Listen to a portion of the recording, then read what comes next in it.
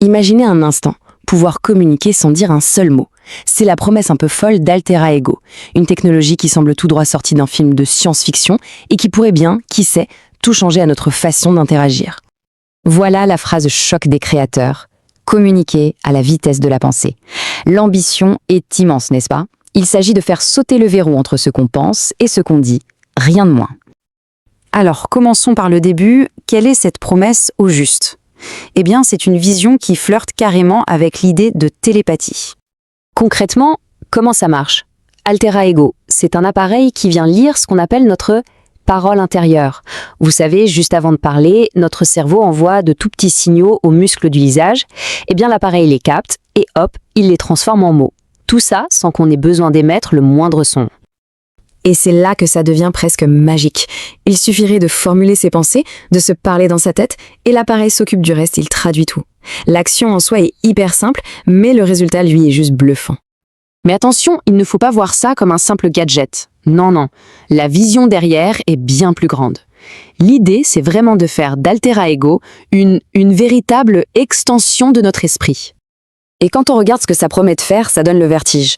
On parle de capturer une idée à la volée, comme ça, avant qu'elle s'échappe. D'interagir avec le monde autour de nous.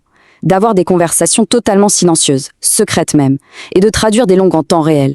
C'est un peu le couteau suisse de notre cerveau. On a tous connu ça, non? Cette super idée qui fuse et qui disparaît une seconde plus tard. Et bien là, avec cet appareil, il suffirait de la penser pour qu'elle soit sauvegardée, instantanément. Fini les trous de mémoire ou le syndrome de la page blanche. Et ce n'est pas tout. L'appareil n'écoute pas seulement nos pensées, il voit aussi ce qu'on voit. Grâce à des mini-caméras, il analyse notre environnement pour nous donner des infos, là, tout de suite, en temps réel. Prenons un exemple concret. Imaginez, on regarde une vieille carte postale, on se demande ce que ce petit détail représente. Eh bien, pas besoin de sortir son téléphone. Sans dire un mot, la réponse arrive. L'appareil devient une sorte de guide personnel qui sait tout, tout le temps. Mais l'application la plus dingue, c'est sans doute la communication entre personnes. 2 utilisateurs pourraient discuter en plein milieu d'une foule bruyante sans jamais ouvrir la bouche. Une conversation complète, totalement privée. On n'est plus vraiment dans la fiction là. Le secret pour une telle clarté, un concept qu'ils appellent l'annulation de bruit infini. L'idée est simple. Comme le système ne capte pas le son, mais directement les signaux nerveux, eh bien, le bruit ambiant n'a aucun impact. Il n'existe tout simplement pas pour l'appareil.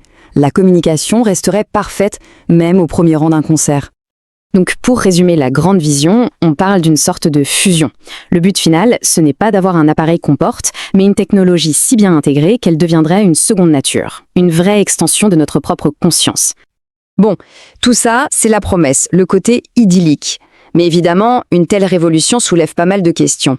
Il est temps d'aller au-delà de l'enthousiasme des départs, pour une réflexion un peu plus nuancée. La première question qui vient à l'esprit, c'est bien sûr la vie privée. Confier ses pensées, même celles qu'on choisit de formuler, à un appareil, ça pose des questions fondamentales.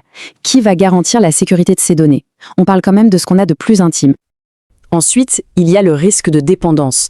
Si communiquer par la pensée devient si facile, est-ce qu'on ne risque pas, à terme, de perdre un peu nos capacités naturelles? D'oublier comment parler, comment lire les émotions sur un visage, comment interpréter un silence? Nos interactions humaines pourraient finir par s'atrophier. Autre point, et pas des moindres, la fracture sociale. Si cette technologie devient la norme, qu'est-ce qui se passe? On risque de créer un monde à 2 vitesses. D'un côté, ceux qui sont connectés par la pensée, et de l'autre, tous ceux qui n'y ont pas accès, par choix ou par manque de moyens. Et finalement, il y a une question plus profonde. Dans cette course à l'efficacité, qu'est-ce qu'on perd au passage? La communication humaine, c'est aussi les hésitations, les sous-entendus, la chaleur d'une voix. En voulant tout optimiser pour la vitesse, est-ce qu'on ne risque pas de rendre nos échanges complètement aseptisés, de les vider un peu de leur âme?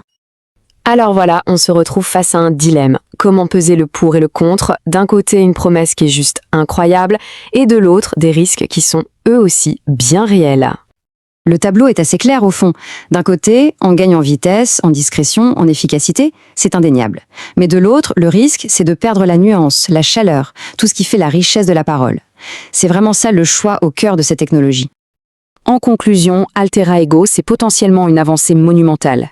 Mais c'est clair qu'une révolution pareille ne peut pas se faire en secret. Ça demande un vrai débat de société, un débat public et surtout des garde-fous éthiques très solides pour encadrer son développement. Et ça nous laisse avec cette grande question pour finir. Est-ce qu'on est en train de créer une extension naturelle de notre esprit ou est-ce qu'on est en train de bâtir, pièce par pièce, la matrice de demain? Une matrice qui pourrait être pour le meilleur comme pour le pire.